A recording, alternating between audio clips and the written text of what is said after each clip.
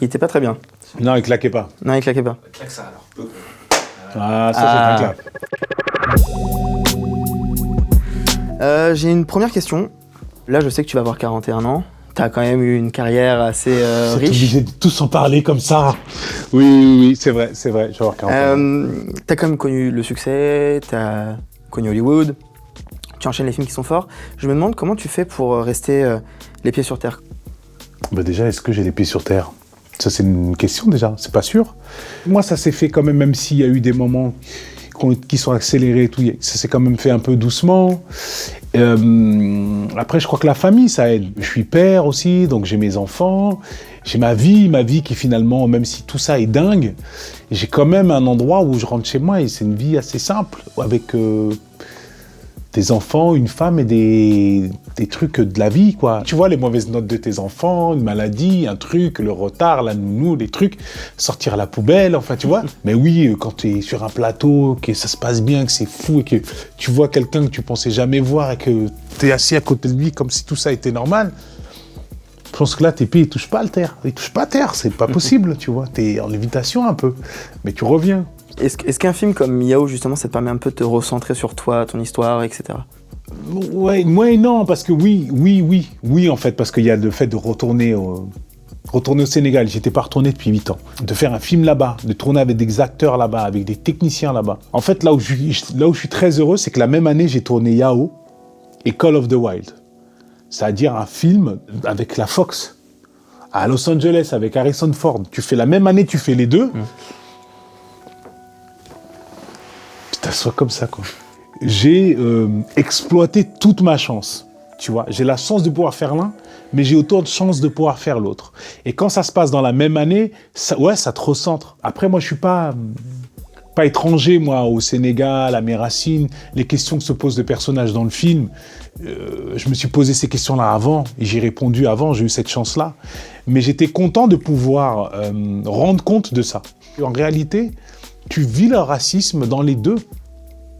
Tu peux être vu comme un Sénégalais en France et t'es vu comme un Français au Sénégal. Donc dans les deux cas, t'es pas chez toi. Et alors, je suis où les gars, moi? Tu vois ce que je veux dire? Je suis blanc, moi. Yao. T'es pas blanc, t'es juste un bon type. Et si tu réponds pas à ces questions tôt, tu peux avoir la sensation que t'es chez toi nulle part. Alors qu'en vrai, tu peux faire le choix d'être chez toi partout. Voilà. J'ai beaucoup dit de trucs, je sais pas si c'est clair ce que j'ai dit. Si, c'est clair. Moi, je me posais une question. Donc, dans le film, le petit Yao traverse le pays pour rencontrer son idole. Je voulais savoir, le petit Omar de 13 ans, il aurait traversé la France pour rencontrer qui? Personne. C'est vrai? J'aurais eu trop peur de traverser la France. Non, moi, inquiéter mes parents, c'était un gros dossier quand même. Donc c'est un truc que je voulais pas faire, mais peut-être Jackson. Peut-être Michael Jackson, je l'aurais fait. Mais il fallait être sûr que j'allais le rencontrer, quoi. Tu as raconté plusieurs fois dans une interview que c'est Jamel qui t'avait repéré parce que tu connaissais déjà et qui t'entendait faire des commentaires sur des matchs de foot. Mais avant les commentaires sur les matchs de foot à Trappes, est-ce que tu essayais déjà d'être un peu, pas forcément acteur, mais disons de faire rire tes potes, de travailler un peu ce côté... Oui, parce que en fait, là où j'ai grandi, on n'avait pas beaucoup d'activités. Hein. Elles étaient simples, les activités. On jouait au foot et on charriait. Donc forcément, tu te fais vanner, il faut que tu apprennes à répondre. Plus tard, tu as ce rapport aux filles et faut trouver une astuce, quoi. Et donc le rire, tout ça, tu te rends compte que c'est bien.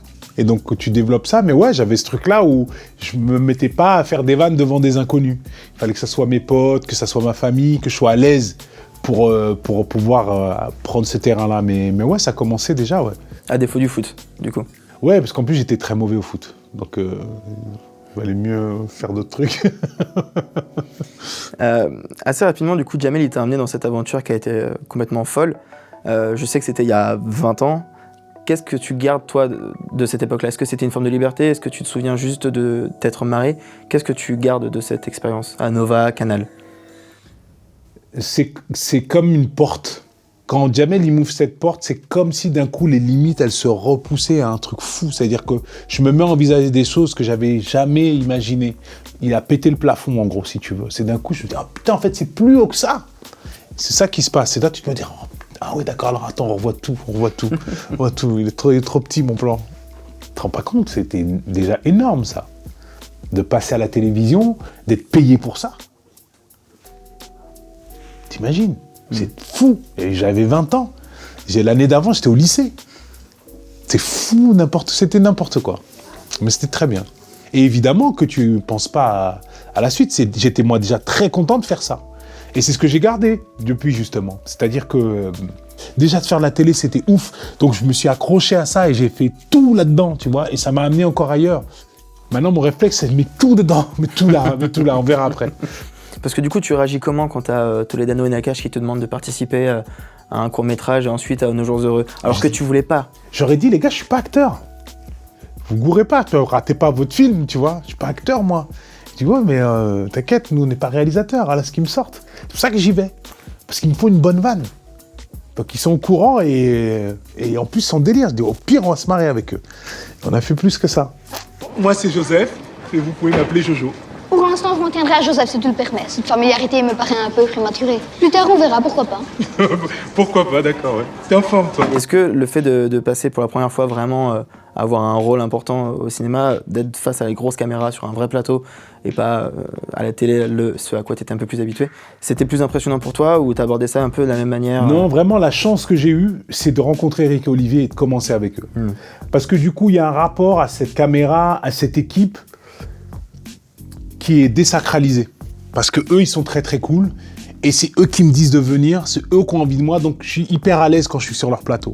Et du coup, je me dis, donc eux, ils sont mortels, tout, j'ai envie qu'ils soient contents. Donc je m'arrange pour qu'ils soient contents, je me fie qu'à leur avis. Et du coup, c'est un truc qui est resté sur un plateau.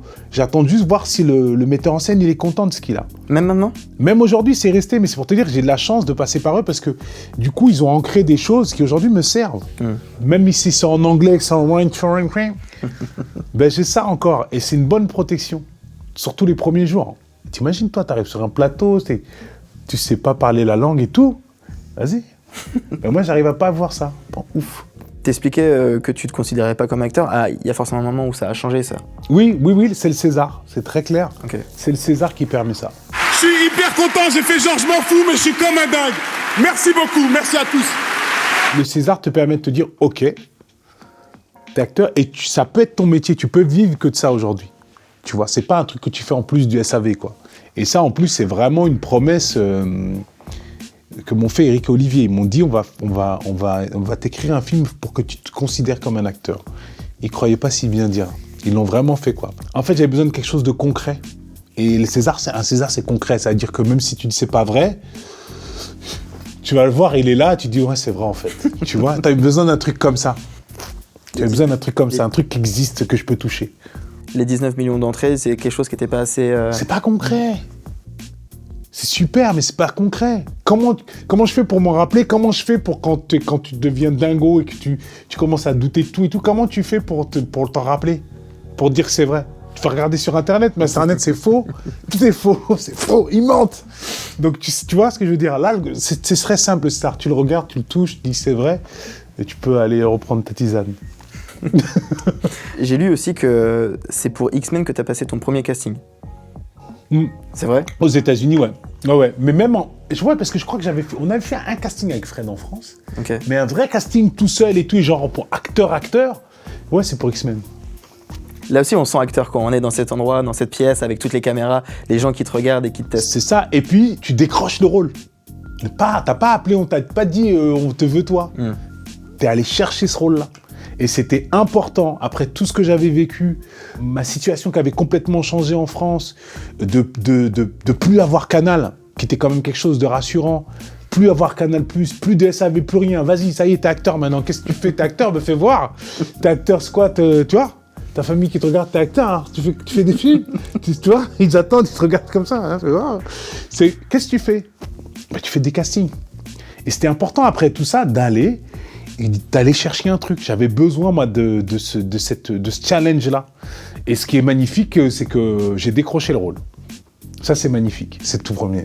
C'était super. Mais sur le plateau, concrètement, tu passes d'un film où tu es avec François Cluzet qui est dans un fauteuil à un film où tout est en fond vert. Après, tu as fait Jurassic Park où tu avais un mec qui simulait un dinosaure sur un fond vert.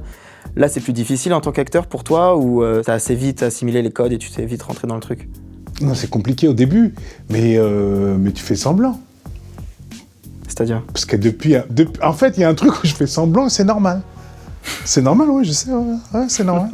Tu fais comme si t'étais normal, mais c'est pas normal. T'es là-bas avec Hugh Jackman et tout ça à Libéry. Tu t'assois comme si c'était normal. Mais dans ta tête, tu sais que c'est pas normal. Donc tu fais semblant. Mais de toute façon, après moi, X-Men, ça arrive au moment où vraiment, je découvre encore plus mon métier d'acteur, parce que là, je l'ai en conscience que c'est mon métier, que j'ai envie de le faire. Avant, je faisais des films, mais c'était du bonus. C'est un truc que je fais en dehors de mon travail, parce que pour moi, mon travail, c'était le SAV. X-Men, c'est vraiment au moment où ça y est, c'est ton métier, donc t'étais plus dans les mêmes dispositions. Donc là, je suis une éponge. J'essaie de tout capter. Donc ouais, je regarde comment ils font tous. Je regarde. Puis ce plateau, il est incroyable. C'est n'importe quoi ce qu'ils font. On n'a jamais vu ça. Puis après, ils ont une bonne expression pour ça. Ils disent « fake it till you make it », tu vois. Fais comme si tu savais jusqu'à ce que tu saches. Ils sont tellement pros que tu suis le flow, t'es dans... tu vois, tu bouges en même temps qu'eux, tu suis le mouvement. Je pense que ça l'a fait, en tout cas. Même si à l'arrivée, j'ai une frustration sur le montage, parce que j'ai énormément travaillé pour ce film et que la partie qu'on m'avait donnée était plus importante que ce qui était à l'écran. Mais du coup, c'était une expérience globalement très importante. Par rapport à tout ça, à tout ce dont on a parlé, c'est quoi l'expérience qui a été la plus difficile sur un plateau pour toi? C'est quoi le tournage où vraiment tu t'es retrouvé face à un truc difficile? Michel Gondry, L'écume des jours. Parce que je suis dans la même configuration qu'X-Men. C'est un tournage qui se passe après le César. Et c'est là où tu te dis, je suis acteur. Maintenant, j'ai besoin de comprendre mieux. J'avais un désir plus grand. Donc forcément, tu as plus de chances d'être frustré, tu vois. Et il était frustrant, ce plateau. Parce que j'ai pas pris assez d'informations. Il y a des moments où j'étais paumé. Et Michel Gondry, il n'est pas hyper bon dans la communication avec les acteurs. C'est un autiste, tu vois. Il est dans son truc. Il est avec ses trucs. Il a son film en tête, mais il n'a pas le temps de t'expliquer. Moi qui avais tout le temps été habitué avec Éric Olivier à être vraiment accompagné, ils sont très présents, c'est très clair, ils ne te laissent jamais seul. Et donc du coup, j'étais en attente d'un truc que j'ai pas reçu, donc c'était frustrant et donc j'étais un peu paumé. J'ai dû trouver mon truc tout seul. Bon, ça a été une bonne expérience à l'arrivée parce que j'ai grandi là sur ce plateau. Mais il y a un moment qui a été difficile de démerde-toi, tu sais quoi. J'avais mon diplôme, c'était mon premier travail, quoi. Tu vois ce que je veux dire? Ouais. T'arrives et donc... Ah merde, ça se passe comme ça. Merde, ça suffit pas le diplôme, il faut que j'apprenne d'autres trucs, tu vois.